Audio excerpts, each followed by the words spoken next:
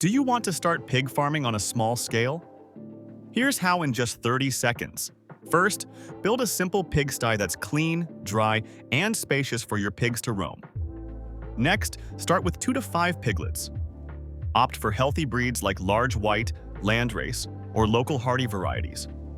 Feed them a mix of grains, kitchen scraps, and protein feed. Don't forget to provide fresh water, keep the sty clean, and make sure to vaccinate your pigs to ward off diseases. Start small, grow step by step, and watch your pig farm become a profitable venture.